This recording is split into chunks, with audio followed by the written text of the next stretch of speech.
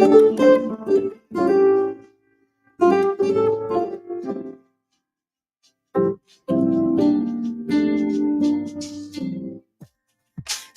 casually keep diving into concrete. So bittersweet. Keep losing sleep while driving in the backseat. What's left of me? Drowning in feels just like an ocean. Negativity is getting closer. Harder keeps the heat when it gets colder. You know, sometimes everything just gets hard. Sometimes everything just gets harder. Feeling like I'm missing some parts. They just keep on getting much darker. Even when I'm down in the low, I remember what you were saying. Sometimes all you need is a spark.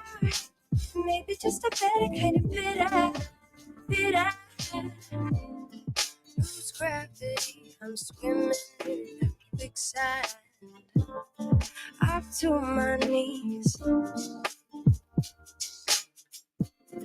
Keep losing sleep, I'm manic at midnight. So hard to please. Drowning in pieces like an ocean. Negativity is getting closer. Harder keeps the heat when it gets colder. You know, sometimes everything just gets hard. Sometimes everything just gets harder. Feeling like I'm missing some parts. They just keep on getting much darker. Even when I'm down in the low, I remember what you were saying. Sometimes all you need is a spark. Maybe just a better kind of bitter.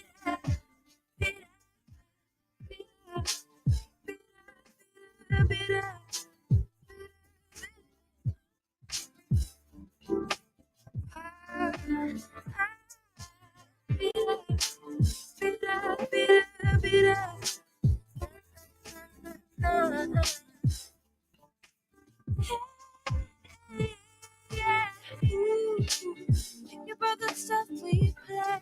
How I'd rather do that instead. Keep screaming out loud on the top of my lungs, baby. Ooh, think about the stuff we play. How I'd rather do that instead. Keep screaming out loud from the top of my lungs, baby. Ooh, think about the stuff we play. How I'd rather do that instead. Keep screaming out loud from the top of my lungs, baby. Ooh, think about the stuff we play. How I'd rather do that instead. Keep screaming out loud from the top of my lungs, baby.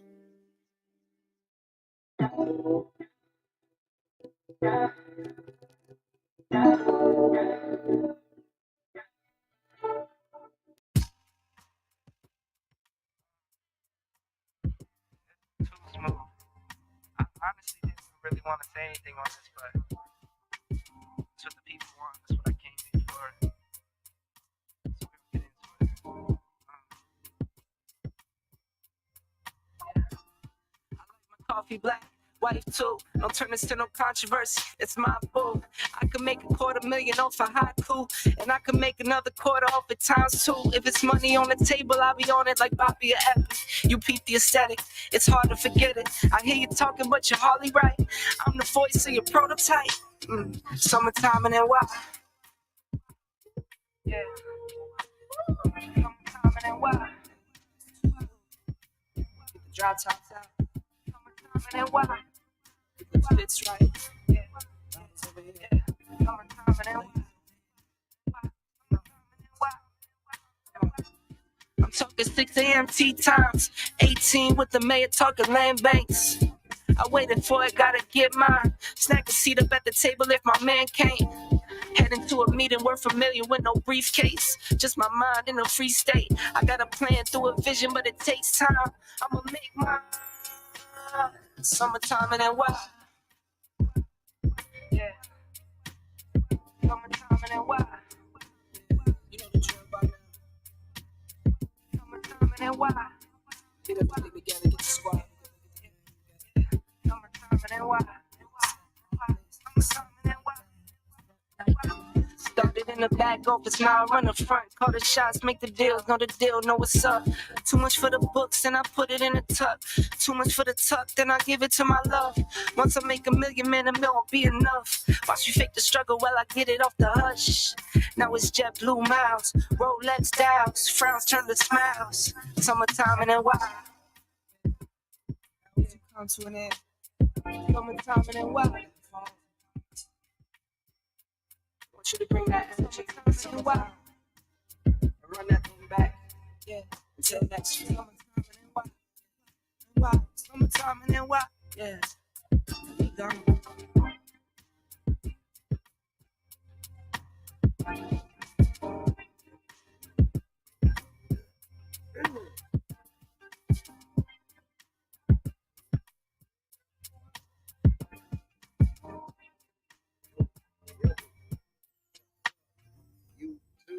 What's up? Nobody in Facebook land because we're not on Facebook today. I don't know if we'll go back to Facebook, but we might. What's up, YouTube? What's up, everybody? It's your boy JD, aka Mr. December, and guess who's back? We are back, y'all. Listen, I don't care where you are. I don't care what time zone you're in, y'all. It is always summertime in NY, y'all. Welcome back to the channel. If you are new, welcome. Well, I'm gonna just be honest with y'all tonight. I haven't been on to stream in a very, very, very long time. And before I stopped, I had a pretty good audience. We're building up pretty good. But now we're pretty much starting from scratch. So I don't know how many people are going to see this intro, but I am confident that we will be able to build back up. Yo, so what are we talking about today? I know y'all are looking at the thumbnail. Y'all, it is a lot going on, and one thing that brought me back, a charge to keep I have. Just like the old folks used to say, a charge to keep I have. I started this channel to be men centric, and y'all, I'll just be honest with you. I'm not going to share a whole lot about this, but I saw something on Facebook a few days ago that was very troubling, and it absolutely broke my heart. And after I saw this, y'all, I had to come back. I didn't have a choice but to come back because people need this kind of content. People really need this kind of content. People are going through it, not just here in America, but all over the world. People are going through it, right? And y'all, everything that glitters is not gold. Everything that glitters is not gold. My granddaddy told me that a long time ago. Just because it looks good to you, don't mean it's good for you. And y'all see this my struggle background, but it's okay. We're gonna work through it. You gotta build it while you're flying. Shout out to the fishing spot reviewer. Don't call it a comeback. My good friend. Thank you so much, man. How are those Auburn Tigers doing over there, man? Aren't you an Auburn fan? Fishing spot? Think you are. I think you're an Auburn fan. I don't know why. I cannot imagine why you would be an Auburn fan, but I know you are. Shout out to you. So, y'all, a lot going on in the world today.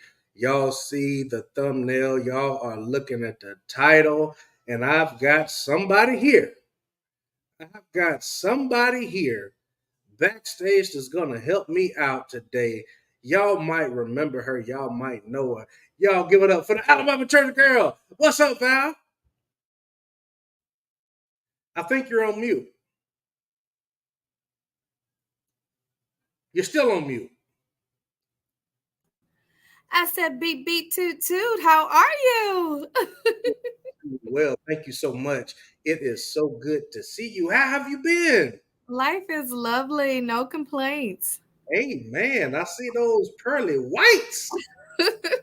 I know you are excited. I know. I know you have. You've had the braces I had for a while now, braces, and you yes, finally the got them wire off. ones. Yeah, the real deal, and you finally got them off. So I know that is a relief. Well, the pearly whites are looking great. Might I Thank say? you, thank you, thank Might I you. say? Wait a minute, I got to do something real quick. I'm struggle streaming, y'all. It's been a while, so y'all got to forgive me. I got to give it to you. Did you hear it? Could you? Yeah. Okay. Good. Good. It's back. It's back. We dusted it off. So everything has been going well with you, Val. Life is lovely. It's progressing quickly, but it's lovely. I know, right? Same over here with me. Things are going good. I cannot complain. I could complain, but I won't complain. Yeah. I absolutely will not complain. So, where do you want to start tonight? Oh, it's so much to go over. And I do believe it's two idiots. I mean, excuse me, not two idiots. I believe it's two nominees for vice president debating right now or something, right? It- you did not say what I thought. No. Oh, yeah. Wait a minute. Listen, I will not engage. I will not engage. Wait, can I do it again? I'm kidding you. I'm kidding. We don't talk too much about politics over here. But Yeah, I try not to either. yeah, it's a dangerous game. But anyway, so Valerie, I have a couple of clips here, but it is one thing that I do want to talk about politically related. But we will save that for the end, and we won't dig too much into it. But it is something that I want to touch on at the end of the conversation. I don't know if our other colleague will be joining us tonight, but I'm sure she'll be watching. And shout out to you, Antoinette. Thank you so much for always supporting the channel, always supporting the content over here. Now, Iyanla Vanzant, y'all, Cam Newton has been shaking things up a bit in these podcast streets. And one thing that I like about Cam Newton and Shannon Sharp is that, and shout out to Stephen A. Smith. I like this because they're giving black men, a voice in media. You know what I'm saying? And more on a mainstream level. So I'm loving it and I like it so much. But Cam Newton recently has gone viral for several couple of reasons. I know he had a few clips go viral with Dr. Bryant. And am I saying her name right? Are you familiar? I saw the clips. I think her last name is Bryant. I don't know her first name, but I think it is Bryant. Yeah, I think so. And then I saw another, um, clip that started to go around, which prompted me to watch the entire live stream. But it was with Iyanla Vanzant, and y'all, Iyanla is one of my favorites. She tells it like it ti is. I'm surprised to hear that, JD. Yeah, why? I mean, Why? Because she's a lady? Is that? I love Iyanla. No, not because she's a lady. Her practice is a little bit much for some people, so that's why I'm surprised. And there are a lot of people who don't like her because of that. Yeah. Well, but I agree with you. Yeah, I like her because she kind of forces people to peel the scab off, if you will. You know what I mean? And a lot of these things that we deal with, the past. I try not to use a lot of buzzwords, but I don't have another word for it. But the past traumas that we deal with and or have dealt with or trying to deal with, or the lack thereof, past traumas from upbringing, relationships, or what have you. She kind of gets you to jump right in there, pull the scab off, and deal with the root of the problem, even if it's with you. She gets people to take accountability for their actions. She takes accountability for a lot of the things, the turnouts in her life, and we're about to hear some of that in just a few moments.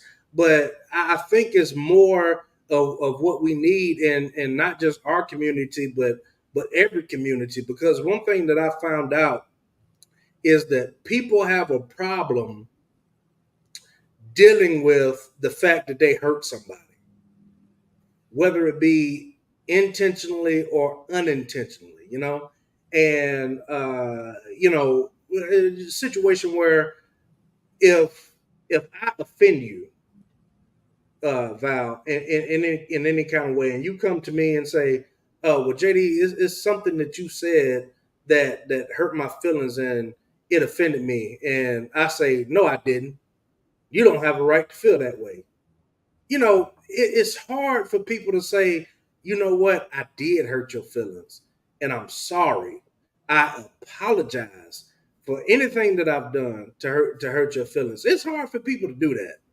Do you agree? You know, I'm following you. We're tracking. I don't think Mm-hmm. it's hard. I think that people who lack accountability refuse to do it. There's Mm. always a way of escape for those who lack accountability. And I'm glad that you use the word accountability, because I think that's what sets Iyanla out and make her different from most. There's plenty of life coaches out there. There are plenty of people who like to do counseling style work. And she is an educated woman, but people do critique her because she's not a licensed counselor.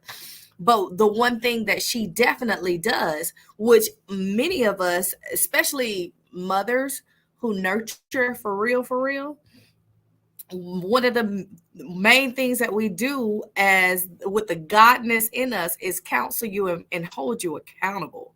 Mm. And I like that about her, and that's the one characteristic that really I think make her stand above her peers in that lane of coaching and counseling. Yeah. Now, do you think that you mentioned that a lot of people don't like her, but because of the fact that she's not a licensed counselor or whatever, just because she's not licensed and she Doesn't clearly mean she's not possesses a gift. qualified. Yeah, does it Right, mean that she's exactly. not effective? I mean, because it's I don't think that, but there are a lot of people who do. So we live in this society now. JD, I'm not a pastor, but I do have a couple of sermons. we I can't wait to put you we up to live in preach. this society. Say that again. I said I can't wait to put you up to preach. No, no, no, no. I write, I don't preach. But I here got you. we are. We live in a society that is very capitalistic, and we are very exclusionary. And we will find ways to exclude people from what we consider the top. If that means that, oh, you don't have enough degrees, you don't have enough paper, you don't have enough pedigree behind your name for us to validate who you are and the gifting and the calling that is upon your life, then that's what we will do as a culture and as a people, because only a few can get to the top. There's only room Right. for a few at the top. So I think that's why people love to run, even though it's very clear this lady has a gift. But even, I'm the church girl, I'm the resident church girl. Even in the church, we find ways to exclude and disavow people's gifting if they are not educated enough, if they didn't come from the right family, if Hmm. we didn't like your grandma, so we're not gonna like you either. It's just Right. Right. Right. that's the practice of the general public. Yeah, yeah, I think you're absolutely right. It used to be a time to where I'm a preacher, I'm a pastor, or whatever. So it used to be a time to where a lot of the preachers and pastors in our community uh, were not formally educated. It's only been in the last decade or so, maybe 20 years, I'd say, that people have been, I guess, looking at preachers and pastors sideways if they don't have an education. And don't get me wrong, I think it's absolutely wonderful. I think it's good. I went and got my master's degree in divinity, and going to be getting a doctorate degree in the future as well. Yeah. Let me go ahead and give it to so I think it's good, but now more people are educated and they think that it disqualifies or lessens the gift because you're preaching to me and I have more education than you. So I think people lose a little bit of respect, but it's in Acts, the Sanhedrin were telling Peter and John, like, what y'all talk excuse me, what y'all talking about? Y'all ain't educated. Y'all don't look like y'all come from anything. Y'all don't look like y'all belong. Where did y'all get this knowledge from? Who y'all think y'all are coming up here talking to us the way y'all talking to us, and y'all ain't been nowhere. Y'all ain't got no education like we do. You know what I'm Right. saying? Yeah, Right. y'all ain't been to school And like and we. honestly, I honestly think that was why Jesus was hated so much. Right. You talking about Mhm. Joseph's boy that Mhm. couldn't even be born in a hospital? He had to be born in a manger. Joseph's boy, Joseph. Right. Mary, Mm-hmm. the girl that was for the streets. Mm-hmm. Yep. She belongs to the streets. Exactly. Yeah. And people did not believe that he was the one. Who do you think you are? Claiming that Right. you're coming to heal us? What? Right. Who called you? Right. But people do that to this day. To this Mm-hmm. day. Mm-hmm. That's why, I'm grateful for the example that we have, that no matter what, you cannot deny the calling. You Right. might have the Absolutely. education, but the calling, you you Absolutely. cannot deny this lady has a calling. Right. You cannot deny it. And uh they said to Peter and John, once they started speaking, they might not look like much, but I can tell you've been with Jesus. You know what I'm saying? Mm-hmm. So and Mm-hmm. that's the same thing with Iyanla. Like, you cannot take away from this lady's gift to connect with people and to help people and to get people in that mode of beginning to heal, because this is leading up to our conversation, to what I want us to talk about and review. Our community is largely in shambles because of the lack of healing, because of the lack of accountability. A lot of people cannot progress and break generational curses until they start to deal with the root of the problem and why they're making the decisions that they make, and why they allow the things that they allow in their lives. It all starts from the beginning. It all starts from the beginning, and too many people don't want to admit that, hey, number one, you hurt me, or you did something to me to damage me. And then on the reverse side, if somebody is bold enough to come to somebody and say that in their family, oh well, I didn't mean to do that, so I must not have done it. Yeah, you don't have any right to feel the way that you feel. When in all actuality, yes, I have every right to feel the way that I feel. Now, I might share some different truths than what you share, but there I have a truth too. Right. The way that you view things is not the way that somebody else view things, right? And we have to be honest with ourselves. I always tell people, if you want to get to a certain destination, you have to start with a real starting point. You can't start with an imaginary starting point if you want to get some real results. You have to be genuine, you have to be real, all the way from the beginning. And the problem is, biggest problem is, and it's not all. I need a soundbite for that. Not all. But a lot of people are dealing with what they're dealing with, all of these past traumas, because of a broken home, whether it be by divorce, or whether it be kids out of wedlock, or abusive situation, whatever it is. This is where it stems from. Now, Not all two-parent households are healthy households. I will say that. But the chances of somebody becoming a healthy, functioning adult in society, the chances are better coming from a two-parent household. Now, Iyanla says that she was a terrible mother. I'm gonna say it like I was a terrible mother. Say it like she said it. But I was a great father. That's what she said. So I heard her say it. you heard her say it. I heard her say it. Let me pull up this clip and we're gonna talk about it. Okay, y'all forgive me. I'm struggle streaming. It's been a while. Give me some time to dust this off. Oh, there it is. All right, let's listen. Let me know if you can hear it.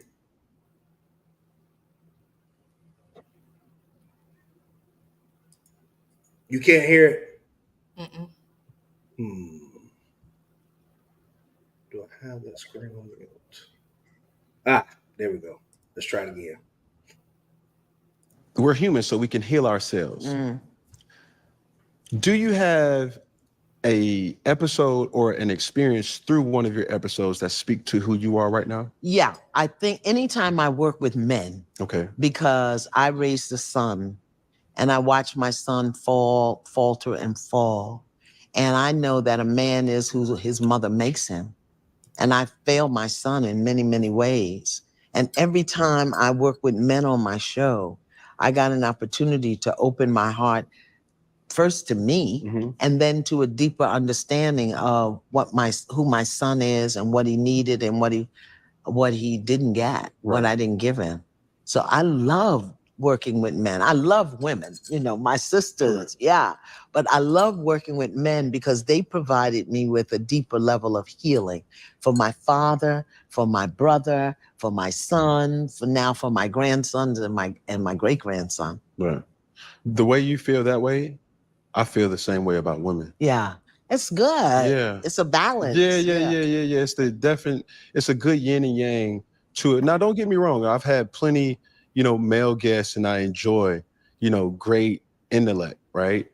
But there's something about a woman that sits across and a high value conversation takes place. Yeah. And that's where the emotion of, I gotta feel strong, where it's like, I don't have to prove to another individual that I'm an alpha male, when certain triggers can unleash the need to feel that way. And most women do that for men. You don't have to unleash it when you're with many women. You don't. No, I don't have to do it, but I'm saying my preference is like, I've been doing Funky Friday 4 years now. Is it 4? Okay, I missed a year. Yeah, 4 years. And am I right? And I say to myself, since 2020. Yes. Since right after it was during the pandemic. It was during. Okay, good, because I started stuff online too during the pandemic. And my preference is woman. Yeah. Right. I think they unlock this. Okay, I can always go here to talk about, you know what I'm saying? Or I feel comfortable in this type of pocket as an interviewer or as a person who takes on other people's energy, as a therapist, as a listener, as a human being another word is an empath. My just preference is talking. Okay. Yes. I just like working with men because y'all are funny. I find you very interesting. Because of what?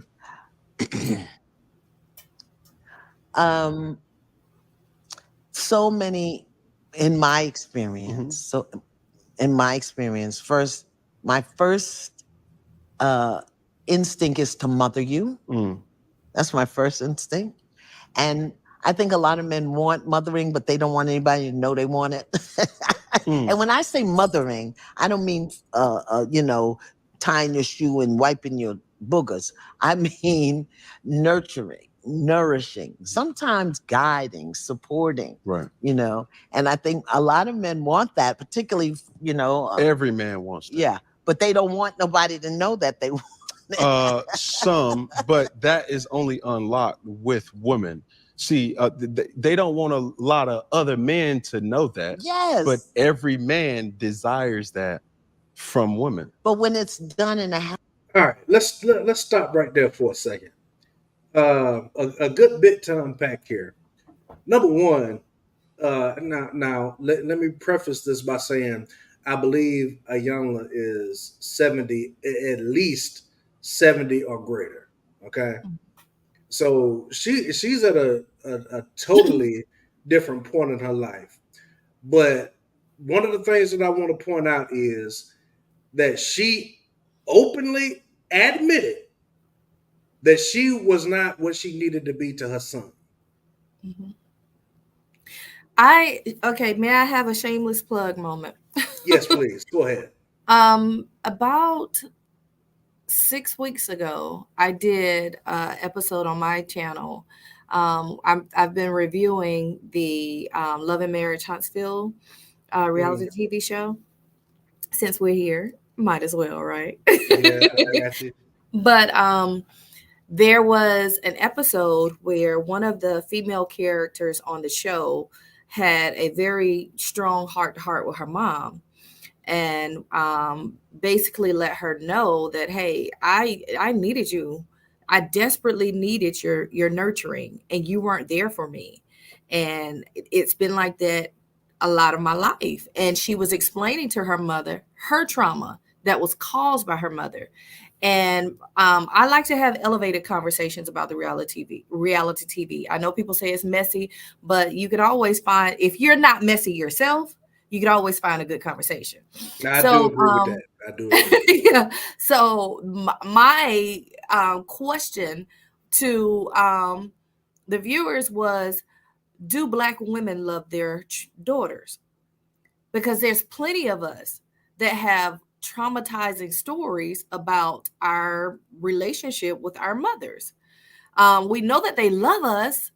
I'm not saying that they don't have a agape love for us, but the nurturing, the allowance to let our femininity come to the forefront, has it been there? Because a lot of us, we didn't get that. We were told to be girls and act like a lady, but we were also taught to be strong. We were also taught that you got to be the best academically. You got to go the furthest academically. You have to be strong enough to handle everything by yourself. And I think a lot of mothers approach their children like that.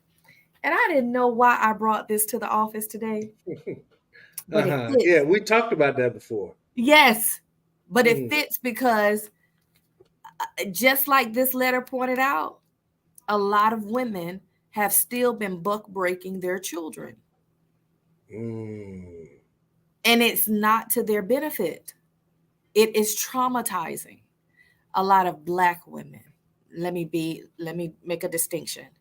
Nothing to my other ethnicities, but a lot of Black women have still been buck breaking their children, just like this pamphlet outlined. Yeah.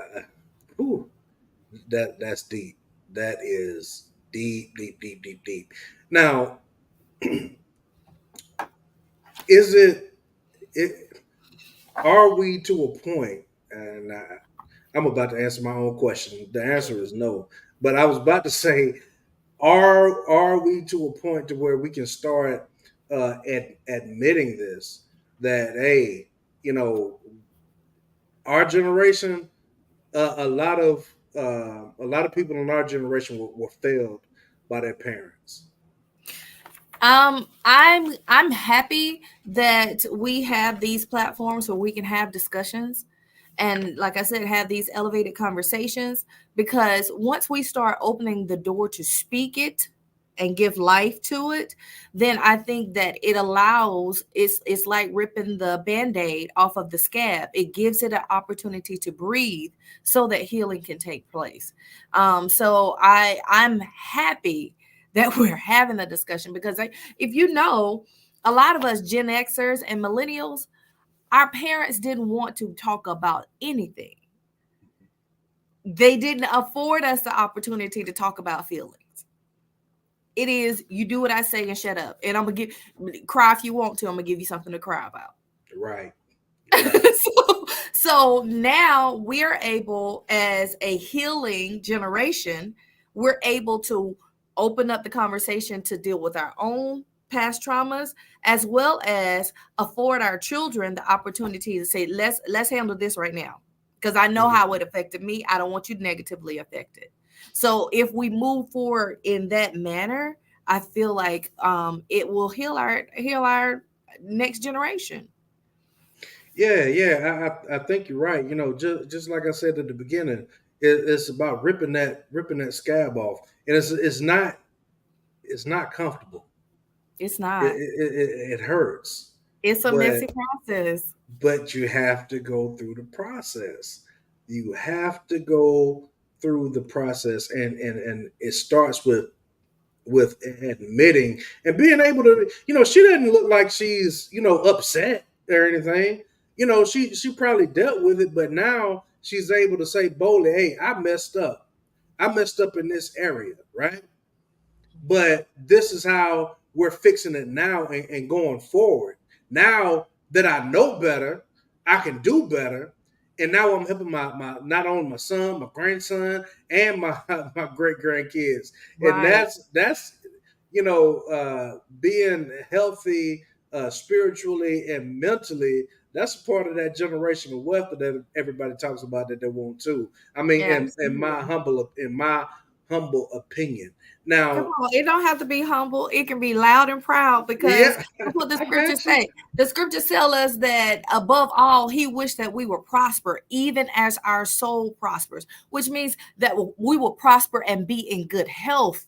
And mental health matters. That's the one Right. thing too that I appreciate about this generation, that we understand that we cannot be out here as the new buzzword is crashing out. We Right. cannot be Right. out here crashing out. We have got to be able to hold it together. And our mental health really does matter. We've been in a battle of manipulation. Jesus, can we read this? I'm gonna read Mhm. this. I'm gonna do a review on my channel, the Alabama Church Girl, by the way. I'm gonna read this. I'm gonna read this because this tells us, it outlines for us. If y'all can see just this page alone, it outlines for us what the mental manipulation has been for generations. Generations have been mentally manipulated, which means that there's mental trauma that's been happening to us for generations. And the epigenetics are still, even if we didn't have a personal experience with our nuclear family, excuse me, we still feel the effects of those generational mental manipulations. Because I was thinking today about how I, once I think I shared with you before about my son asking me once before if I was whitewashed.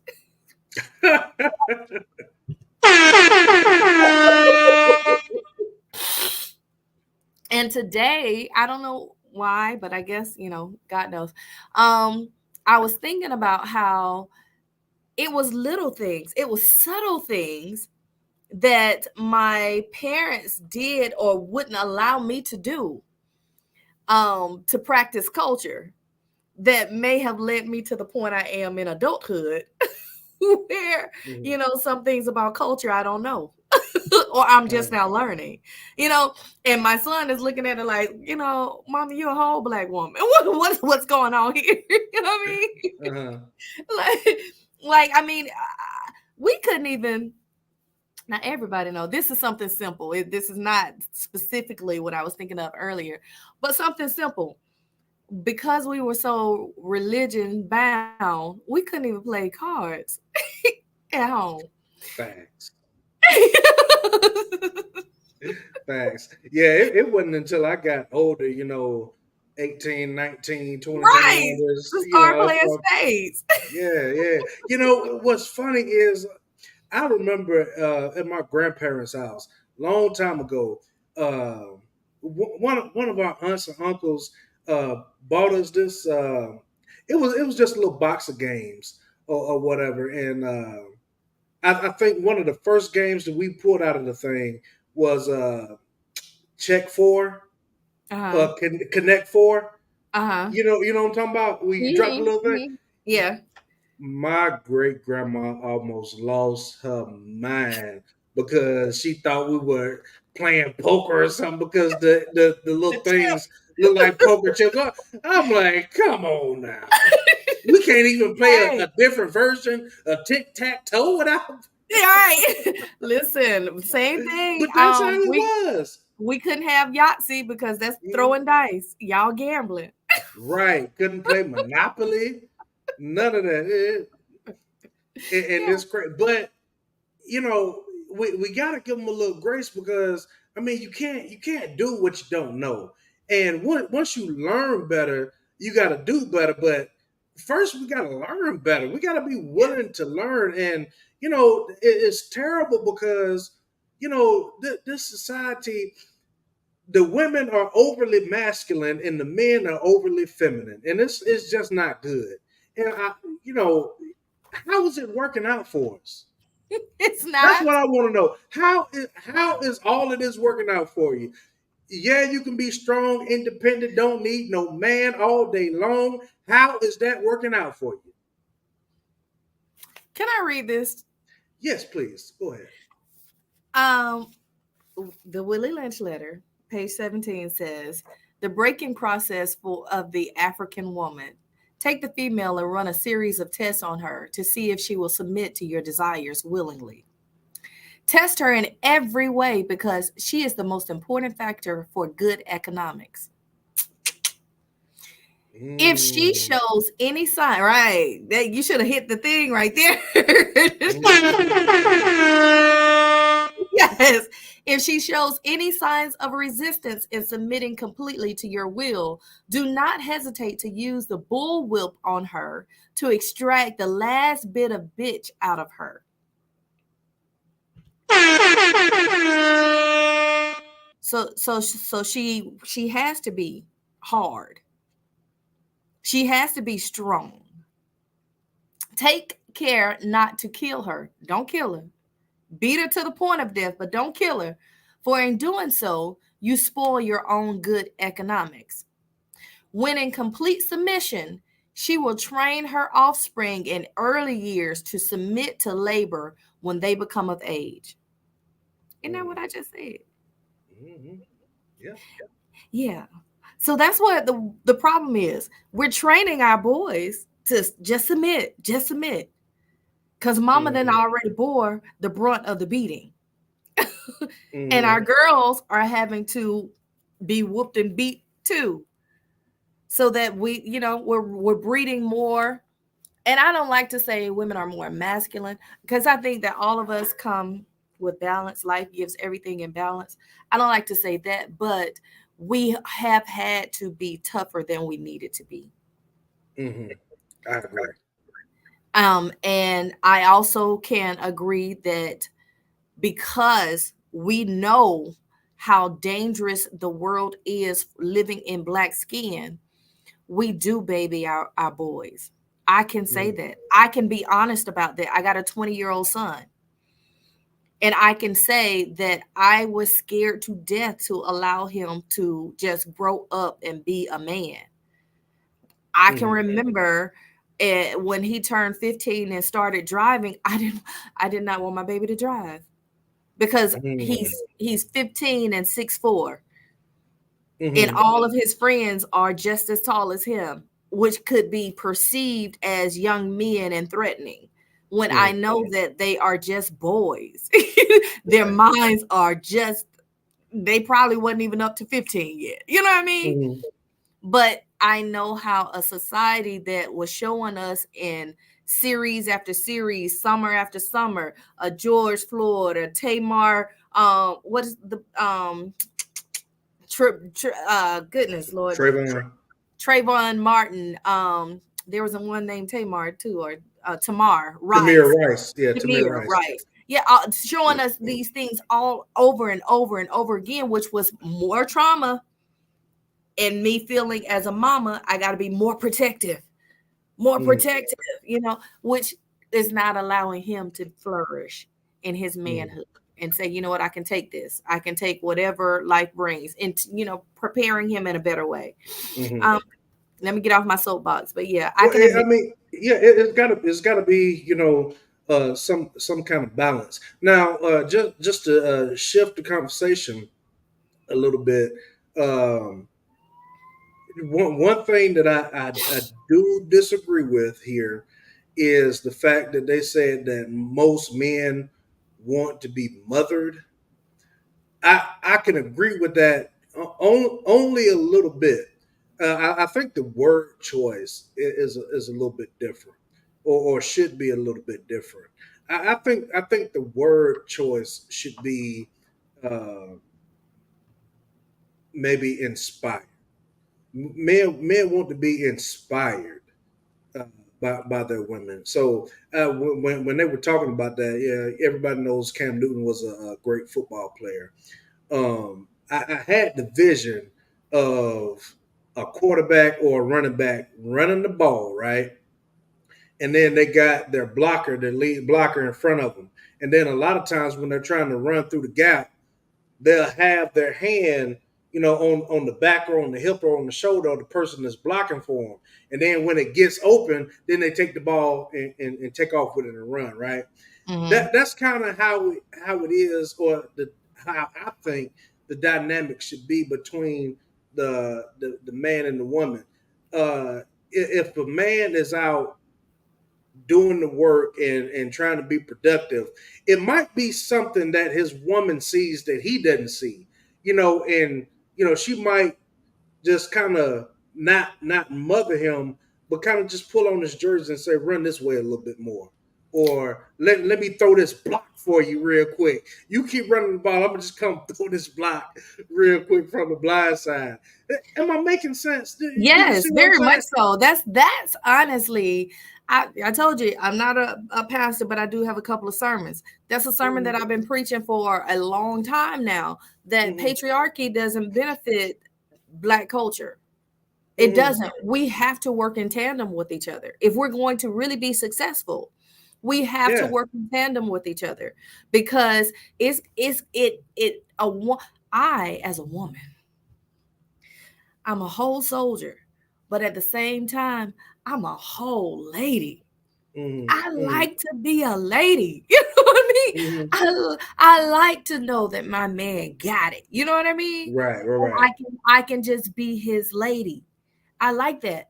But Makes you I feel also, better, doesn't it? yes, it does. Hallelujah. Mhm. Praise God. But I also believe from, and you can correct me if I'm wrong, I also believe from his perspective, he likes having a soft place to land. When Absolutely. he's out in the market and being stressed out and this and that, he like to call me and say, "Baby, I done did this, I did this, I did that. Oh my God, I don't know how this is gonna work out." And I'll be like, "Baby, it's gonna be all right." You know what? Hmm. Or Hmm. he telling me about his people, and I'm like, "Listen, you got to be careful with that lady now. You can't talk to her Hmm. hard like you talk to the other one now. Don't stir up." Yeah, I yeah, yeah. give the advice. Right. And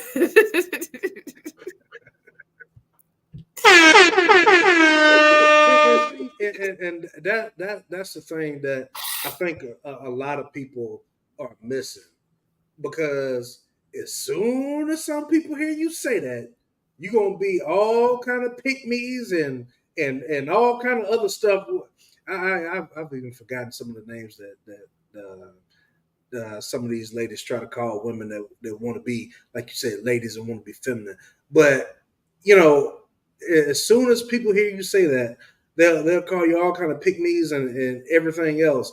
But that's the dynamic to where men can thrive and then where women can thrive, right?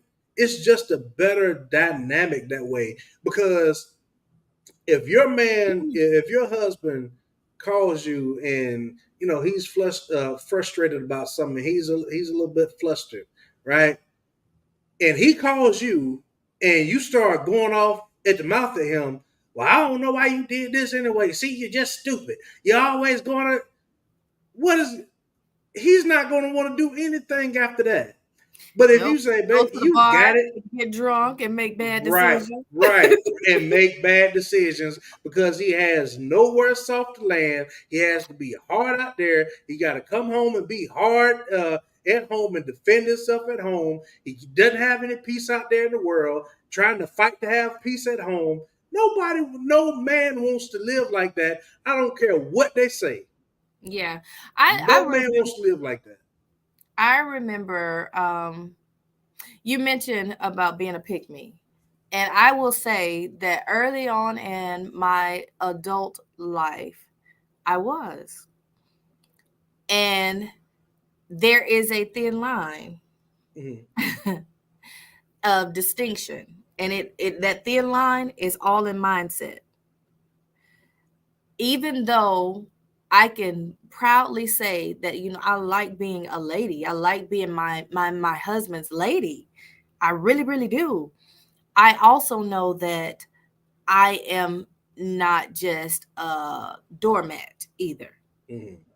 I also understand that, hey, if he don't got it, I got it. Mm-hmm. You know what I Right, mean? right.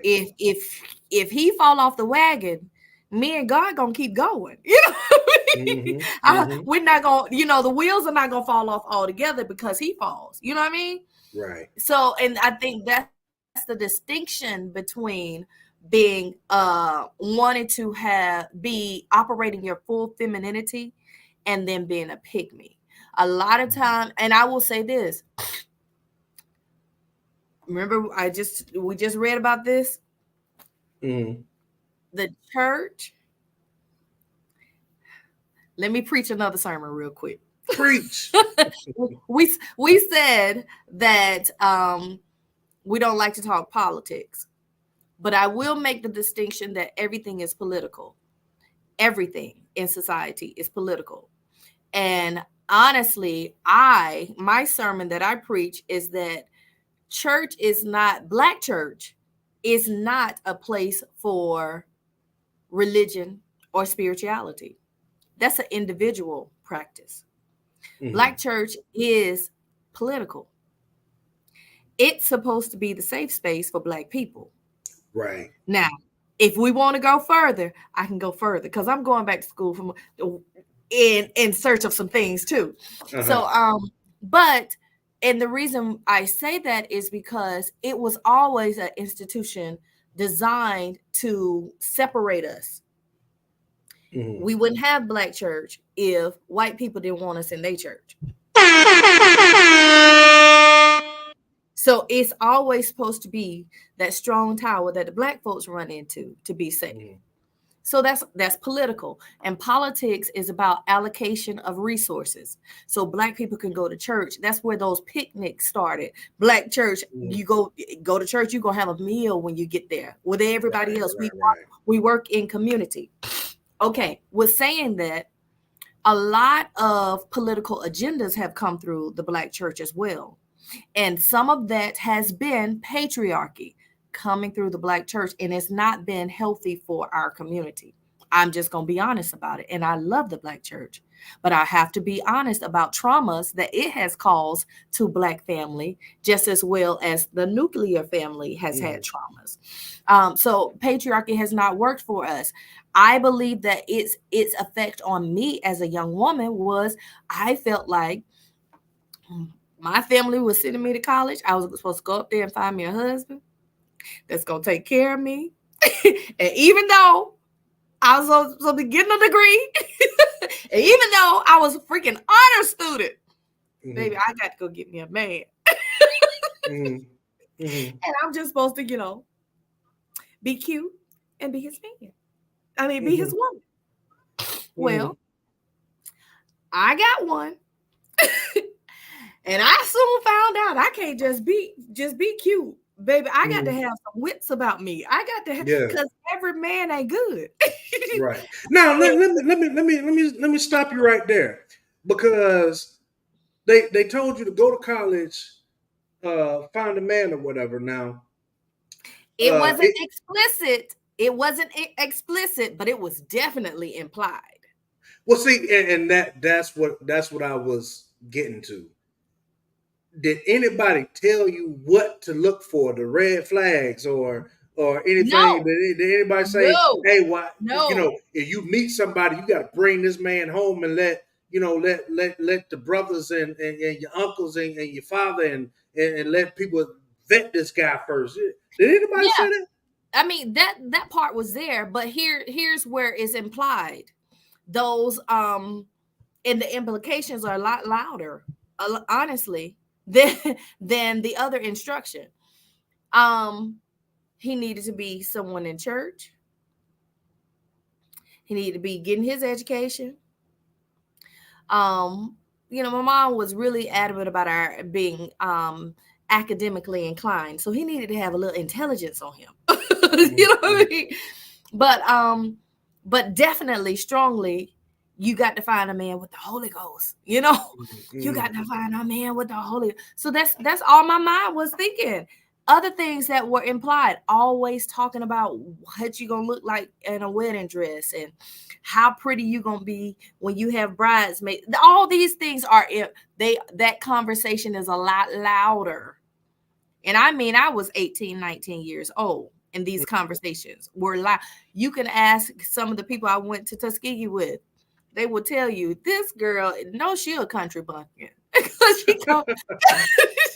she coming in here talking about getting married, and we just started college. What you talking about? I had my high school sweetheart, and baby, we were already lining up what was gonna happen.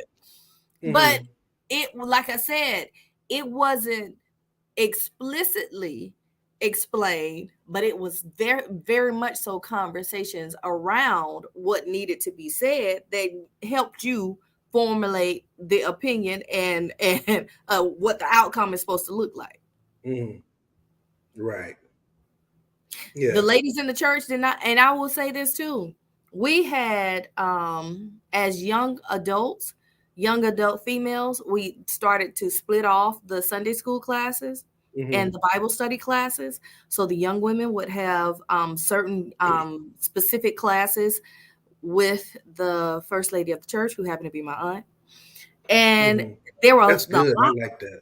Yeah, there was a lot being taught about how to make good schedules for the home, how to cook enough to feed your family and have extras for, to feed community.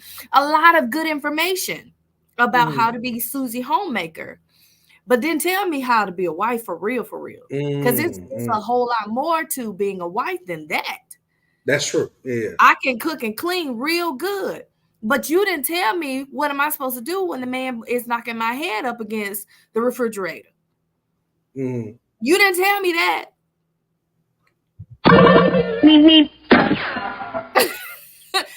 You didn't tell me how am I supposed to handle these situations when I walk in on him with somebody else. And he is a man from church. Now what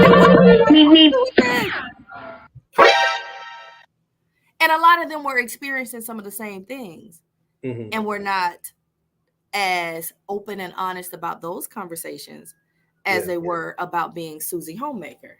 Yeah, you have to be honest, and like I said earlier, a lot of this stuff is not comfortable.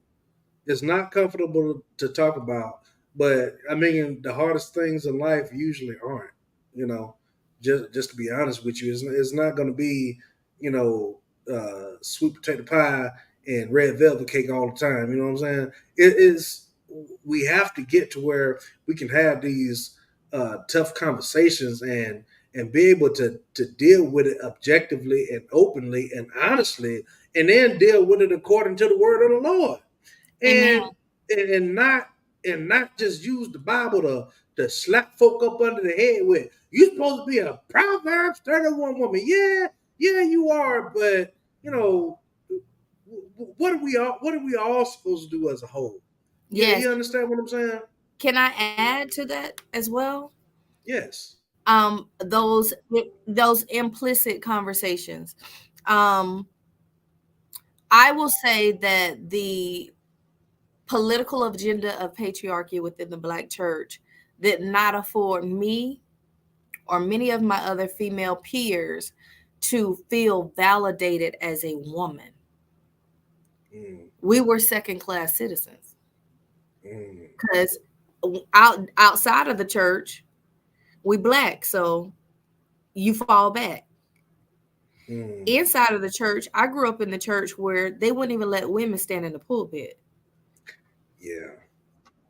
I grew up in the church where you be quiet, let your man speak. So we're not validated. So that leaves a lot of women with low self-esteem, Mm, leaving a lot of women to fall into that pick me category. mm, And allow a lot of things that were unjust to their humanity to happen in the household because, well, at least I got a man. right, right. Yeah, I think it has to be. It has to be a healthy balance to where men can lead in a healthy manner, and then women can allow themselves to be led in a healthy manner. And you can only do that with men can only do that if they got God in their life. I'm sorry. I Yeah, mean, but I also think though life works in balance. mm, I think that because it was no expectation for men to mm, do anything other than what they wanted to do, mm, then they lack accountability for many mm, generations. right, Here we go right. back to that word of accountability. But now the mindset is different in women. And that's where, the distinction between being a pick me and just being absolute in your femininity. I can be totally feminine, but I can also say, sir, I want to be the woman that God created me to be for you. But what Mm, you cannot do is be abusive to me and my humanity. mm, I can set absolutely. some standards. I can set some boundaries. Grandma might not have been able to because Hmm. granddaddy had to go out and work and she couldn't have Right. no bank account. She Hmm. couldn't go nowhere. She was his property. Hmm. But as for Right. me, Valerie, I don't live under those same political rules. Right. Right. Absolutely. You are 100% right. There has to be that balance and accountability on both sides. But listen, I see we're already at an hour already. Do you have a little bit more time? Yes.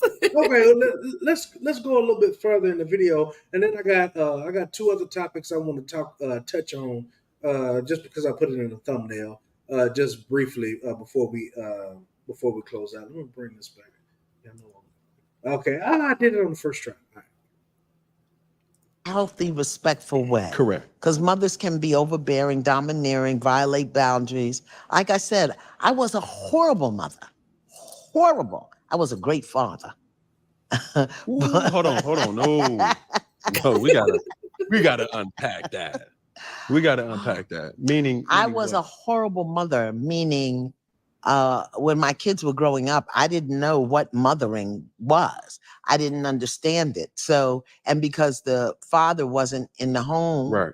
in a positive way, I did the providing, I did the protecting, I did the guiding, and I didn't do the nourishing, the Mhm. nurturing, the affirming. I didn't. Do you think that a lot of women these days uh, have the same issue that Iyanla had? What she just said. I was a horrible mother. I was a great father. I was not able to do what I needed to do because there was no man in the house in a positive way. I I will say yes. Um I feel like you did earlier. I don't really like the terminology she used, Hmm. but I understood what she meant. So, and I will say yes to that. It is a challenge. It is a challenge to be very nurturing and try to be protective at the same time, Hmm. or providing exactly everything they need and being present at the same time. I can recall, I used to listen when I divorced my son's dad, I was determined that the lifestyle would not drop. So Mm-hmm. I had a full-time job, but I was taking side gigs. I can sing, I can dance, I can act. I was doing all the things, these other Mm-hmm. gigs to make, extra quick income. Cause he Mm-hmm. had, first of all, he was growing like weeds, and Mm-hmm. shoes and clothes are expensive, Right. as well as extracurricular activities. But what I couldn't do was be at everything. I tried to Mm-hmm. make all his basketball games, but I couldn't make football games, or baseball games. I had to go send my mama or my daddy to go, somebody else to go. And Mm-hmm. I remember my son at a certain age, like your job don't care that you're not at home with me. He was like, quit Mm-hmm. that job. I was like, Mm-hmm. whoa, you know. He Mm-hmm. was explaining to me what he needed from me. I want you to be Mm-hmm. present. And honestly, I did. And I homeschooled him for a couple of years.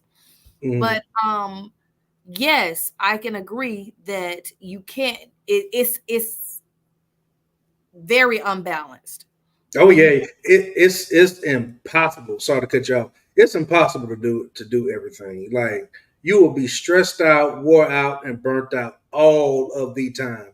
And it's hard enough when you got two. two parent You, right. you understand what I'm saying? Because like just for a little bit of transparency, like if it's if we want to talk about my own family dynamic, you know, with as much as I'm working with everything that we got going on, you know, I'm at home, I'm present, but sometimes I'm not present because sometimes I'm tired. I'm Yeah. always doing something, even when I'm laying down on my phone, or on my phone. Most of the time, I'm researching something, I'm reading something, starting a sermon, or doing something, because I got so much going on. And then it would be crazy of me to expect my wife to be going out doing all of that stuff. Somebody got to nourish the kids, and then just me being a man, I don't have that in me. You understand what I'm saying? Mhm. Yeah, I can. Yeah, I can nourish to a certain extent, but you know, it's just different with men and women. While your Yeah. mother is like, "Oh, it's all right," your daddy is like, "Hey, you gonna stop? Oh, it's okay. Quit that crying. Be quiet." You know what I'm And saying? It's and just I will say different. this too. I honestly, right now, my son is really going through a stage of maturing. He was spoiled. He was spoiled, and I'll tell you why.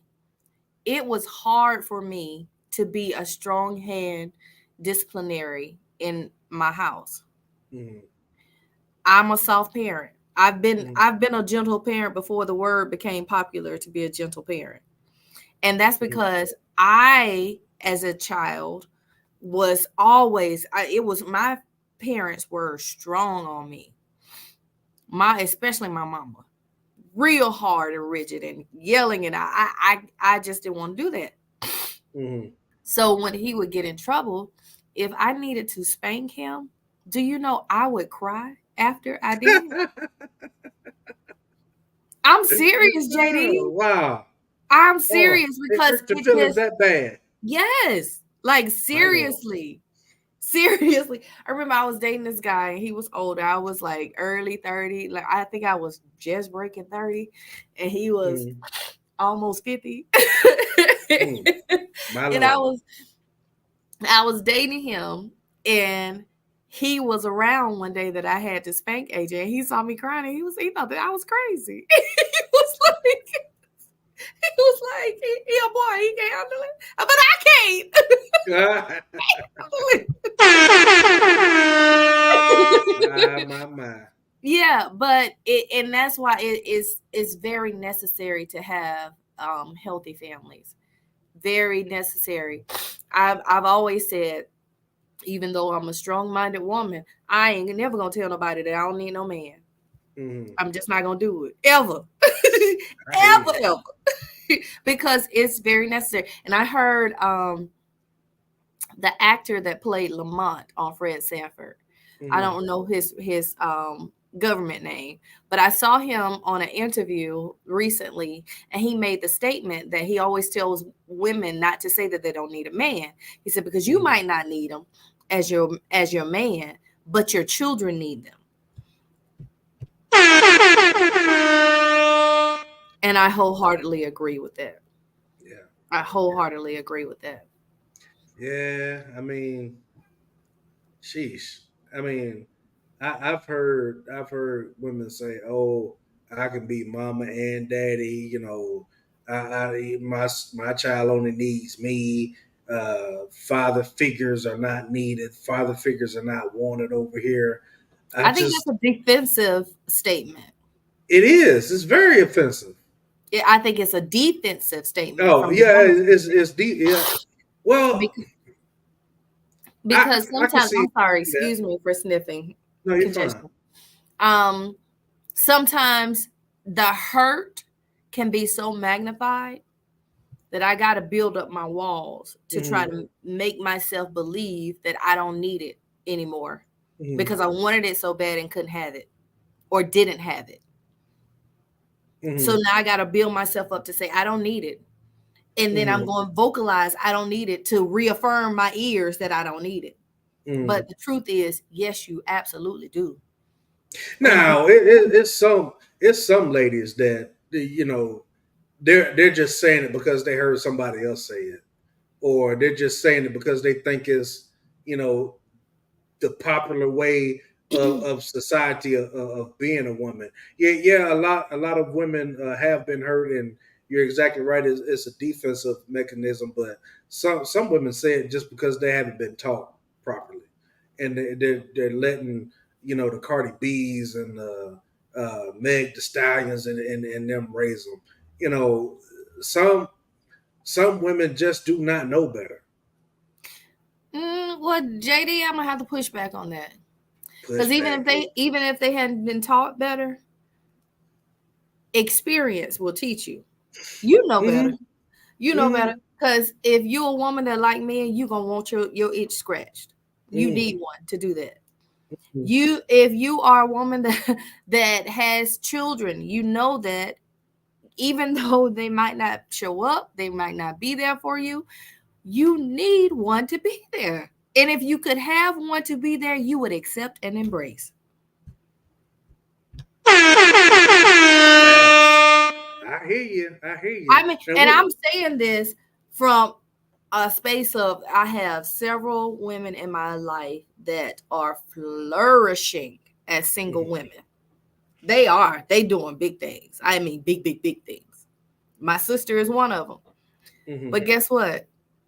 She don't ever walk around saying she don't need no man. Because she's a woman that like me. Well, she's a smart lady. It's good. Even if, I mean, and she's fully capable, because people always want to throw in the financial aspect. Fully capable of taking care of herself. But still, she always say, girl, paying bills is ghetto. Now, I mean, just to touch on the financial thing, the most common thing, we hear people talking about is the whole 50-50 thing. Oh, he got to come in and be able to pay all of my bills. Well, if you are paying 100% of your bills right now, and then you get together with a man and now both of y'all are paying only 50%, aren't you in a better situation than what you were to begin with?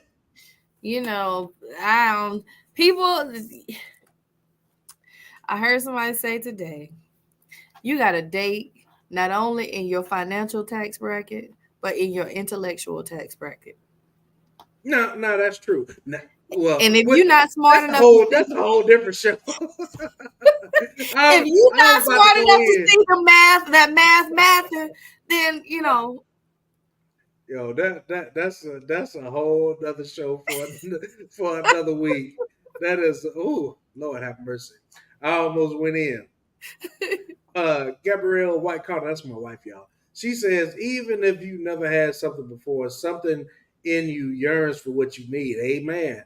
There's an inner knowing of certain things, and I agree with what Alabama Church Girl said. Experience will teach you. Facts. Absolutely.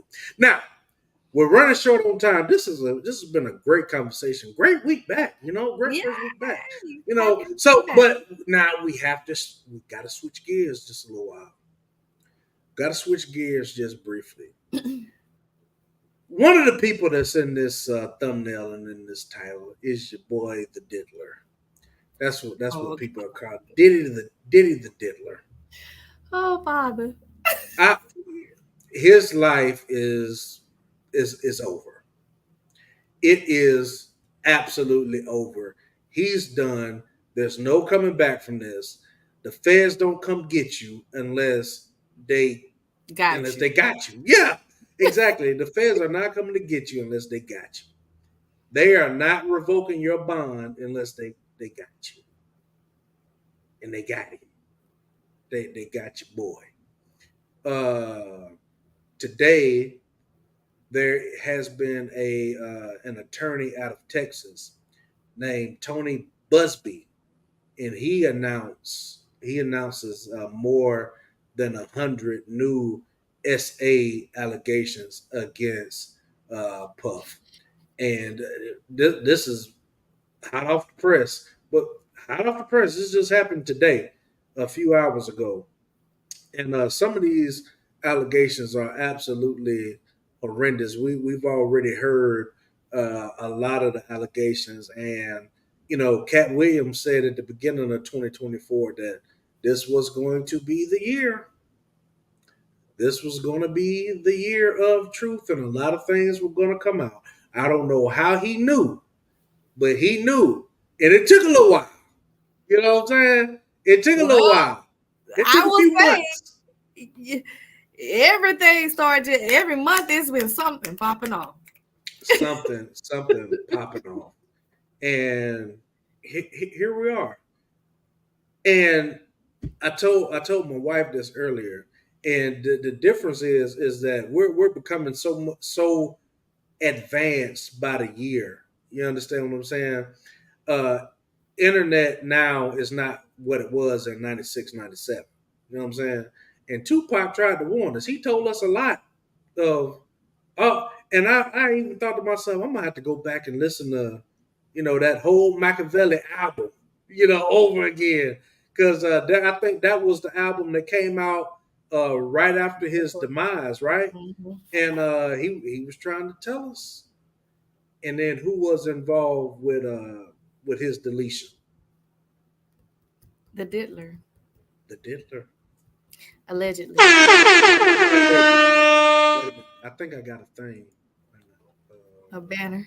It's been a while, y'all. I'm sorry. It's been a long time. Really. There it is. All information is alleged. Let me just put that right there, and then let me see.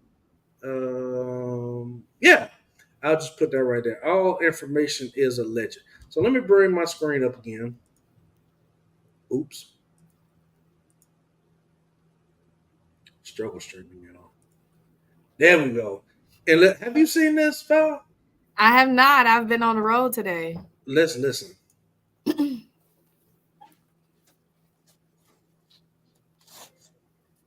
had to pull out his cue card. Can you pause just a moment? Yeah. My name's. Let me tell you something. He must know he got a case, because marketing all behind him. That 1-800-290-7474. Yeah. Call me, because I know we got this case under lock. Call me, Alabama, or or what, whatever that guy's name is. Yeah, he got it. And he got the number, he got the logos, and he got the people standing behind him. Oh yeah, he ready. And he wouldn't have done this unless he had. Just listen to what and I haven't watched the whole thing. I got maybe a minute in, and I was like, yeah, we got to bring this up. Here it is. Tony Busby. I'm a lawyer here in Houston. I'm licensed in Texas and in New York. and I'll introduce other members of our team as they speak. As many of you know, our law firm has been at the forefront of some of the most important litigation in the United States. We like the tough cases. We thrive in the complicated cases. We've handled over the last 25 years some very big and very important cases. I believe that this one may surpass them all. There are many facets to this. The conduct we will describe today occurred over more than 20 years. There are many people and many entities involved. And we're going to follow this evidence wherever it takes us. We will find the silent accomplices. We will expose the enablers who enabled this conduct behind closed doors. We will pursue this matter no matter who the evidence implicates. These brave victims who have stepped forward deserve nothing less. The biggest secret in the entertainment industry that really wasn't a secret at all has finally been revealed to the world. The wall of silence has now been broken, and victims are coming forward.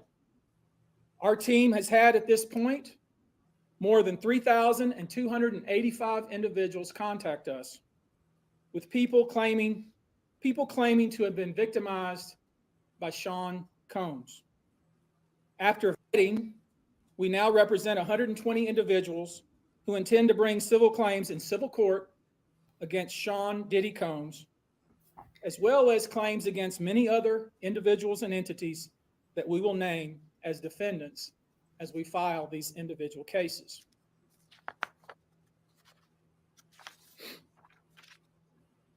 And you should know, to the extent the clients feel comfortable, we also intend to make these individuals available to the authorities, specifically to the FBI.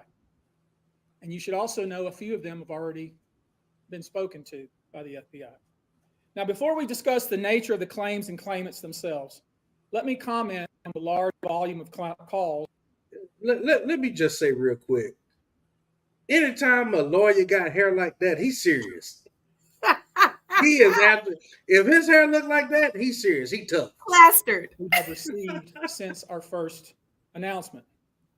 Even before the indictment of Sean Combs, we had received a small volume of calls and had screened a handful of cases. After the indictment of Sean Combs and the announcement that we were pursuing these claims, the floodgates opened. People who wouldn't otherwise, for a variety of reasons, are now stepping forward to make their voices heard and to pursue justice. But no, most of these people are scared. They fear backlash in their communities. They fear backlash in their own families. They are afraid of retaliation from the perpetrators and their associates. They are rightly afraid for their own personal safety. I expect that through this process, many powerful people will be exposed. Many dirty secrets will be revealed. We know what we are potentially up against. And as is always the case in situations like this, when a celebrity is involved, people can be downright mean and nasty. You'd be shocked at the length fans will go, no matter the evidence, to the contrary, to defend celebrities they love. I mean, there's a reason for this word fans. They're fanatics. I've personally already been threatened multiple times on social media. And when I agreed to pursue this, I expected as much. This isn't my first rodeo. But victims who step forward to have their voices heard should not be subjected to that kind of conduct. They should not be targeted. I want to say this, and I want to be clear about it. Although we are vetting each call as stringently as we can, I always start with a mindset that I believe victims. I believe victims because I understand the tremendous courage it takes to step forward. So if you're watching this, please hear me. If you're out there and you have been victimized, you are not alone. There is a great strength in numbers. You can seek redress. You can obtain justice. We can help you, and we will help you. That being said, as stated, we are vetting every call that we receive. We have had to turn away some. For each, we ask for corroboration. For each, we ask for the identity of witnesses. We also have collected pictures, videos, texts. We check venues, we check dates. We want to corroborate that the claims being made have legitimacy and merit. We have on staff now a former detective from the Major Offenders Unit of Houston Police Department who is helping us vet each claim. We're using our common sense. We're being stringent because, as I said, these are not easy cases. They're very tough. The process is hard, and in some cases, the process is very lengthy. These cases are hard to prove. Many times, it's the victim's word against the alleged perpetrator. Each of these victims will no doubt be publicly attacked by the alleged perpetrators, and in some cases, the general public. The feckless and cowardly keyboard warriors love to attack. We know what we're up against. We did not enter this fray blindly. I wish it was my last such fray. I wish this type of hate behavior wasn't so pervasive, but it is what it is, so we will press on. As I said, our law firms have been retained by 120 individuals at this point to pursue cases in civil court against Sean Diddy Combs. You should know, in this group, it is evenly divided between males and females. There are 60 males and 60 females who have as plaintiffs. In this group, 62% identify as African American, 30% are white, and the remainder are Hispanic or Asian. The victims are from more than 25 states. The majority are from California, New York, Georgia, and Florida. And I want to trafficking of these victims. Yep. When we talk about the ages of the victims when the conduct occurred, it's shocking. Our youngest victim at the time of the occurrence was 9 years old.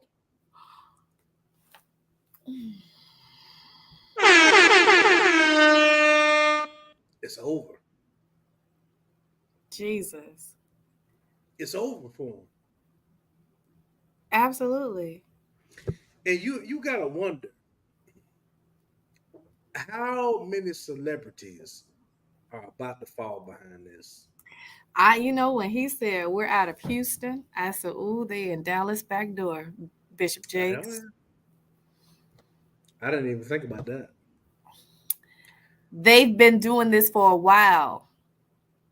For 120 people to feel comfortable to come forward and join to this law firm, they have been on his track for some years. Because it's not easy for one person to come forward. I've been a victim of SA, so I know it ain't easy. No, I can only imagine. But now, but this just goes to show how serious he is. Besides his hair, he kind of reminds me of Nick Saban. You know what I'm saying? You know how Nick Saban It's the jawline. He reminds me a lot of Nick Saban. How he knows what he's talking about. He has the facts, and it just seems to have ice in his veins. You know what I'm saying? Like, bring it on. You know what I'm saying? But watch this. He said they've had over 3,500 people to contact his law firm. Jesus. And now has 120 cases. They did some serious vetting and some serious digging. Right. These 120 are the ones that he got dirt on. They got facts on. He got receipts. Video. Pictures. Yep. Have vetted the locations, dates, times. And counting. Yes. It's no telling there's no telling how many they're going to have. I will say this. Just that statement alone, even if you're not a part of this clash action suit, This lawyer sound like the type of lawyer I would pay some money for, because he said, Oh yeah, I know what it comes with, and this ain't my first rodeo. this You ain't better my first get rodeo. big stuff, sir. Yeah, I That's know how I need you that. to talk. If you gonna Yeah. go up in court on my behalf, Mm-hmm. I need you to step heavy. Right. He said, I know what it come with. I Mm-hmm. know I'm gonna get attacked. I expect it. Yes. You know, wow. This is mind blowing. And It then is. the youngest, as young as 9 years old, that's sick. And then when you think about the Ushers and the Justin Biebers, and now he had to get out of the game, just to make sure he ain't going crazy about what's going on. Like, this is absolutely insane. It And is. it's kind of scary because you've heard about these different elite groups and everything like that for years, and it's been made to seem like, oh, it's just a tale of the boogeyman. You know what I'm saying? But It's what now now? it's been made to believe that it's just a tale like the boogeyman. Oh, okay. You know what I'm saying? It's like, oh, that stuff ain't real. That's the boogeyman. That stuff ain't real. But Mm-hmm. And I mean, I'm sorry, I'm the resident church girl, so I always have to bring it back. The scriptures say that the love of money mhm, is the root of all evil. right, That's why it's good to want to achieve things in life, but don't love money so much that you'll sell your soul to get it. amen to that. Because all kind of evil is enacted in those rooms. Hmm. Yeah, yeah, all kind of evil, and people will do anything for money. Michael Jackson did a song about that too, and he's one of the ones that ended up deleted. Mm-hmm. It's Prince. just it's I feel like too many people have allowed it to continue with silence. And I always say that secrets breed sickness. When you keep in those secrets, it's more and more sickness. It's a cancer. Whether it's in your family and your uncle's been doing stuff, or whether it's in the whole hip hop music genre. Hmm. This is a sickness to our community. Hmm. We're all feeling the brunt of this. And he also stated that he feel like this case is far beyond any other that he's ever tried. I feel like this case is going to be the largest in our generation. And I Hmm. lived through the OJ case. Hmm. I Right. I was here during the Rodney King case. But I Hmm. feel like Hmm. this one is going to be the largest in my generation. Oh yeah, this is who, and the people that are going to be exposed and outed with this, I can only imagine. And this is we could go on with this for another 8 hours. We'll do another stream about it. In the near future, but you know, just the amount of people who were forced. You know what I'm saying? Mhm. And were I can't say the word, but and it's sick. It's sick. It It's is. hard. It's hard to think about, and for one man to do all of this just for his pleasure and amusement. Like, what kind of devil do you have to be? All right, you ready for another one of my sermons? Yes. Low self-esteem people are the most dangerous people on the planet. Mm. Whether they are a danger to the society or whether they are a danger to themselves. They are those packages that come in the back of the UPS truck that has fragile on it or corrosive or have the bones and the skull and bones on it. Mm. That any type of you have to keep them protected and certain and shunned away from everything else, Mm. because you never know if a change of environment is going to trigger a reaction from them. that could possibly be explosive. I feel that when people, first of all, are not allowed to live in their truth, the truth of who they are, of course, that's a low self-esteem.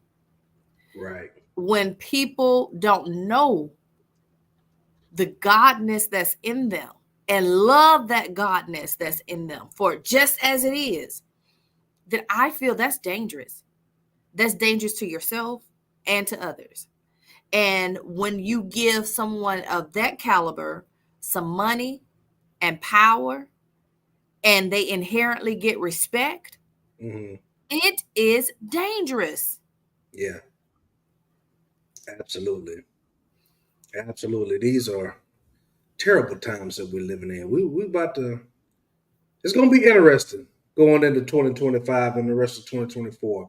Now, we're over an hour and a half, but there's one more thing that I kind of want to touch on.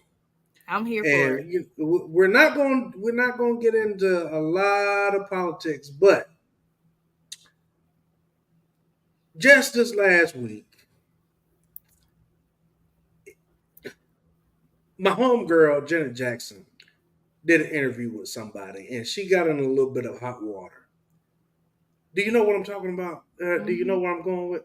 Janet Jackson got in a little bit of hot water, and it was because this reporter was doing an interview with Janet Jackson, who's been in the entertainment industry all of her life. She's been in the spotlight. Her family has been in the entertainment industry for 50 plus years, 60, 70 years, right? And Tito Jackson just passed away. And Janet Jackson is getting ready to go on tour again or something, I think. And, this reporter asked her about Kamala Harris and how she felt about the first Black woman possibly being elected as president.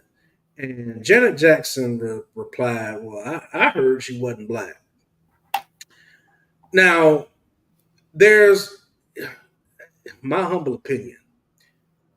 From some of the things that I've learned, there's a connection with people of color that look like us all over the world, right? But recently, there's been I don't want to call it a movement, It but is. have you ever heard of FBA? Mm-hmm. Hashtag FBA of foundationally Black Americans. Mm-hmm. Now, Janet The Jackson, ADOS. yeah, ADOS, African descendants of slavery, right?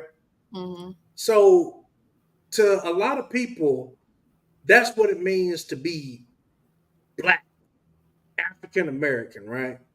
And Janet Jackson said, "Well, I heard she wasn't Black." Okay. Got on a lot of hot water. D.L. Hughley came and started joking on Janet and started, just dogging her out. Some other people, Charlamagne the God, gave her Donkey of the Day for that. And my question is, do you think that we should vote for somebody just because they're Black? Let's go back to this Willie Lynch letter because it's in here. Mm-hmm. It's in here. It's in here. It's in here. It's in here. Janet, here it is, right here. I have outlined a number of differences among the slaves, and I take these differences and make them bigger. Mm-hmm. I use fear, distrust, and envy for control purposes. Mm-hmm. And I'm not going to dog Janet out because I do respect her. But I will say that was not respectable. Mm-hmm. I wish Janet's IQ was stronger in that moment. I needed her to understand that commentator, that journalist Was was baiting her in. and He she baited her should, in. exactly, and she Took the bait. Yeah. should have retorted, "Why does it matter? Why does her race matter? Is she qualified?" That's what should matter. Mm-hmm. Right. Now, When has I race think. ever, when we've had for doggone centuries, always had white men running against each other. Mm-hmm. When has it ever been a conversation? Well, I don't think he's white. It has never mattered before. Why Mm-hmm. now? Well, do you think that Kamala kind of started some of this herself, because she started running, as saying she was a black lady, or saying that she was It African? doesn't matter. She What is what black. If she what if do, that's how if that's what her culture is aligned with and how she mm, identifies herself, then that's how she identifies herself. mm. But her race, it should not be the most prevalent conversation. That's Well, the point. I agree with you 100%. Excuse me, I I'm sorry, y'all. No, you're fine. You're fine. I agree with you 100%. I just think that the only reason that it started to matter is because, let's just be honest. Democrats have depended on the black vote for a very, very, very long time. They depend on the black vote. Now she's also said, that she was Indian, or some whatever. The term slips my mind right now, is what I'm trying to say. But I don't think that it matters. But I think that the only reason why it matters to people is because she brought it up first.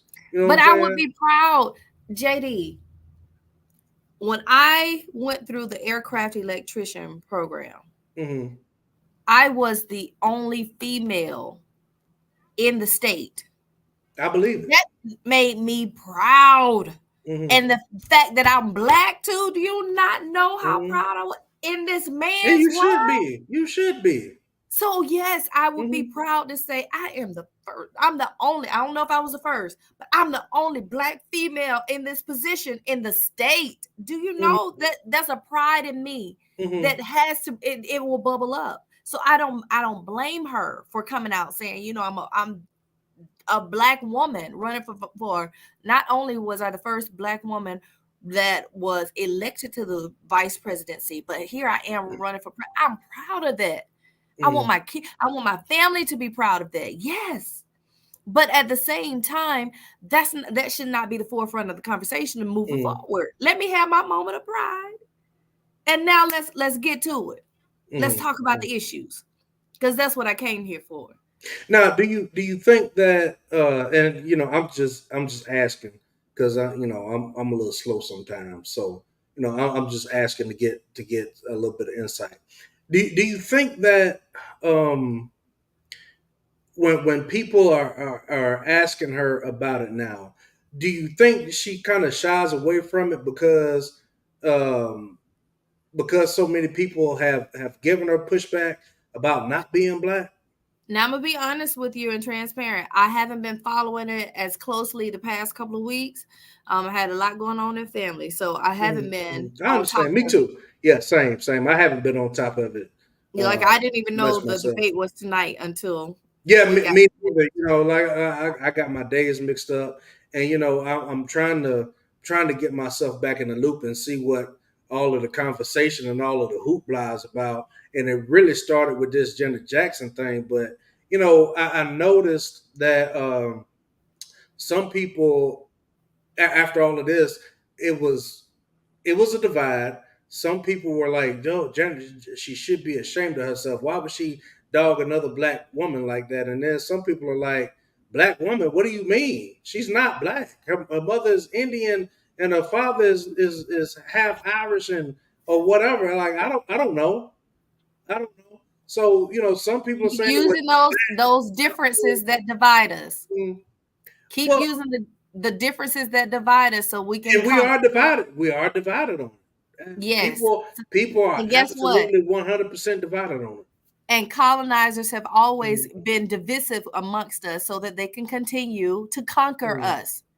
That's why Didn't I say yes. have you heard anything about Kamala Harris growing up in Canada? Is that true?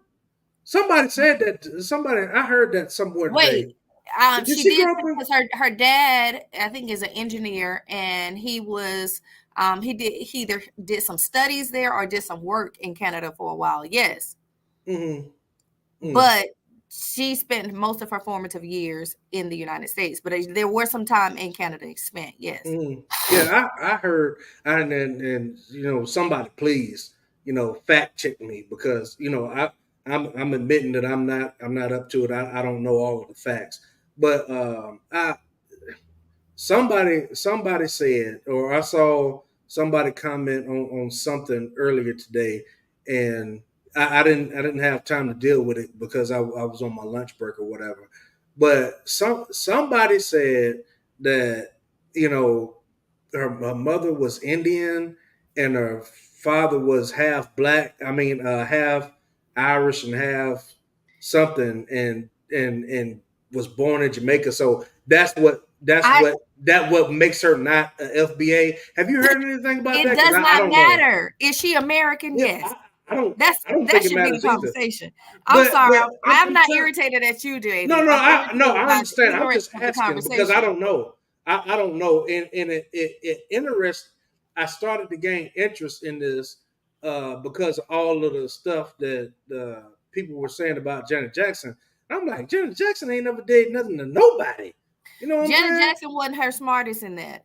Yeah, no, Because I I did. agree. I would have just said I don't know, and Yeah, that I'm ain't here nothing. to talk about I'm my just minding tour or my whatever. business. Because Janet Mm. is gonna come back to haunt Janet. Janet's son ain't black then. You said what now? Her son ain't black. If we're gonna Yeah, I don't start think. doing that, Did she ever say that he was though? but I'm saying if we're gonna start doing that, then that's what it's gonna lead to. It's gonna come back to bite you because Yeah, sooner I or don't. later somebody gonna come Yeah, out and say, "Well, your child ain't black, no way." yeah, I Stop don't think she dividing ever. each other. Yeah, I don't think she ever said that. But Yeah, but the I'm thing, saying what I'm getting to is that if we continue to, as a public people, have this public conversation about who black and who ain't black, mm-hmm, it's gonna come back at her doorstep. Where mm-hmm, your child is gonna try to do something in the culture and it's gonna be, well, he ain't black, mm-hmm, and then they're gonna remind her that she told another black woman she wasn't black. So mm-hmm, I don't like to get in conversations like that. I don't, mm-hmm, because mm-hmm. it does not matter. It's Yeah, not I agree. key It doesn't matter.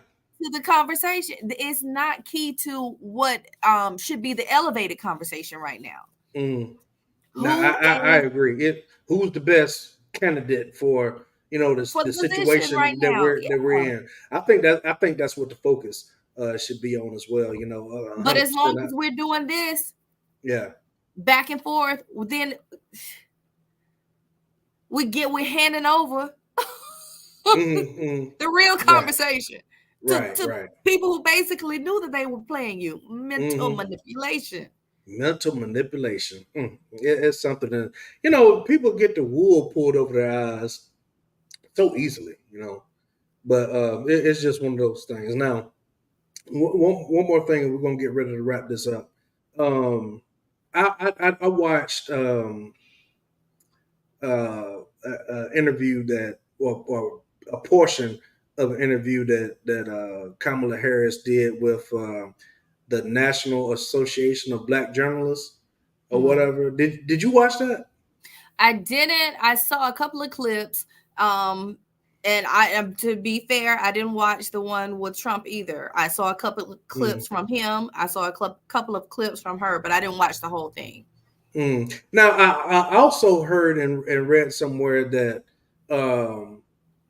she's lost some support from the black community after that interview, and it to me, I'm not 100% sure that I understand why, but I will say this, that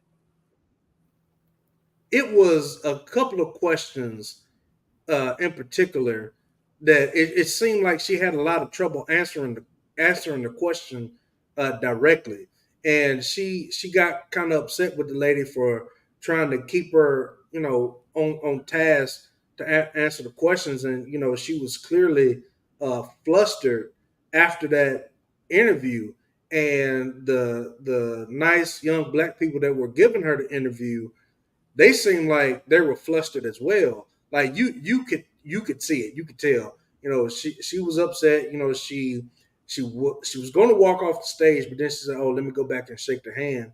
And then after they walked off stage, they were just kind of like,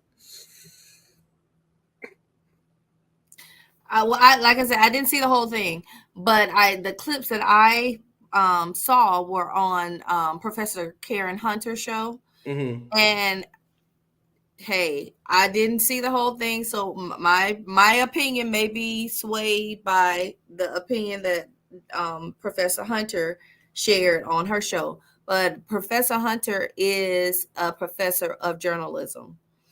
And I liked her commentary because she said she did make a compare and contrast the Trump interview versus the Harris interview. And the clips that I did see of Trump on there, he came out, you know, basically telling them people, y'all were late. You talk about me bad. He was real rude to them, very ugly to them. So Dr. Hunter, she's not a doctor. Professor Hunter was making the distinction of what a real interview looks like versus somebody just had no care for the journalistic process whatsoever. So that's what the takeaway that I walked away with, because like I said, I just saw clips. So I don't know, you know, I have to go and look at it now. You got me interested to go and look at the whole thing to see what happened.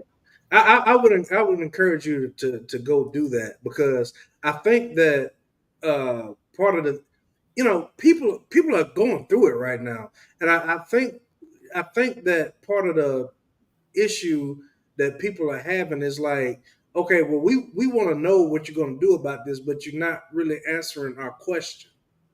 You know, you're not answering the questions and concerns that we have about the economy. We're not, you know, we're pulling for you now. We behind you. We're supporting you 100%. But we need some answers too. And you know, some of this stuff that, you know, you say could happen, you know, you and Biden have already been in office, and you know, none of this stuff is really working out for us. And I think that's some of the concerns that people have, is they feel like it's a lack of transparency. And then not to mention that, you know, we didn't really have much of a choice. You know what I'm saying? It was late in the game when Biden, you know, decided to step aside, which shout out to him, you know, for finally, like you said, if we're trying to get somewhere, we got to be honest about where we are, right? And you know, shout out to him for acknowledging that, hey, you know, it's better for me to step aside, let somebody else take the reins. We didn't really have much of a choice, but you know, getting behind there, you know, we're supporting you, but you know, you gotta just tell us what we need to know. And it's kind of like she got frustrated when they were trying to get her to answer the question, and a lot of people thought that wasn't fair. Yeah. Well, hey, it could happen. And I like I said, I didn't see the whole thing, so I don't know. But I will say this: as for me and my house, I'm not voting for nobody that tells the police they're gonna have complete immunity to shoot and kill anybody in my family. Yeah, that's not good. That's not good I'm for not gonna do anybody. that. That is absolutely terrible. But yo, Alabama Church Girl, we're at 1 hour and 53 minutes and counting. I think that's a good place to wrap it up. I think it was a good show back. What do you think? I definitely enjoyed being back over here with Mr. JD. Oh, it was just like riding a bike, right? Yes, right back on the wheel. I didn't know how it was going to go, but you know, I was willing to, you know, get back in here and see how it goes anyway. You know, it's always good to have you. I look forward to doing this with you again soon. And yeah, we're gonna be all right. I don't know what's gonna happen. We don't know what's gonna happen. All we can do is pray and trust that this thing gonna go the right way and Amen. go the way that we needed to go. And you know, regardless of what happens, regardless of who's in the White House, I know who's in control. And God is Amen. always in control. So, Alabama Church Girl, thank you so much for joining us. Y'all, I don't care who you are. I don't care where you are, what time zone you're in, y'all. It's always summertime in NY. Y'all take care, man. Peace.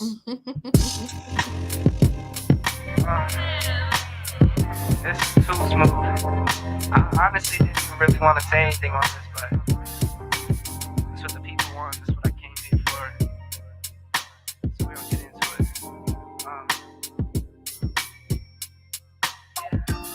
I like my coffee black, white too. Don't turn this into no controversy. It's my boo. I could make $250,000 off a haiku, and I could make another quarter off it times 2. If it's money on the table, I'll be on it like Bobby or Epic. You peep the aesthetic, it's hard to forget it. I hear you talking, but you're hardly right. I'm the voice of your prototype. Summertime in NY. Yeah. Summertime in NY. Drive tops out. Summertime in NY. Fits right. Yeah. I was over here. Summertime in NY. Summertime in NY. I'm talking 6 a.m. tea times. 18 with the mayor talking land banks. I waited for it, gotta get mine. Snack a seat up at the table if my man came. Heading to a meeting, we're familiar with no briefcase. Just my mind in a free state. I got a plan through a vision, but it takes time. I'ma make mine. Summertime in NY. Yeah. Summertime in NY. Yeah. You know the drill by now. Summertime in NY. Get up together, get swag, go look at the game together. Summertime in NY. Summertime in NY. Started in the back office, now I run the front. Call the shots, make the deals, know the deal, know what's up. Too much for the books, and I put it in the tuck. Too much for the tuck, then I give it to my love. Once I make $1 million, man, it won't be enough. Watch you fake the struggle while I get it off the hush. Now it's Jet Blue Miles, Rolex styles, frowns turn to smiles. Summertime in NY. Now if you come to an end, summertime in NY. And the falls upon us. I want you to bring that energy summertime and run that thing back. Yeah. Until next year.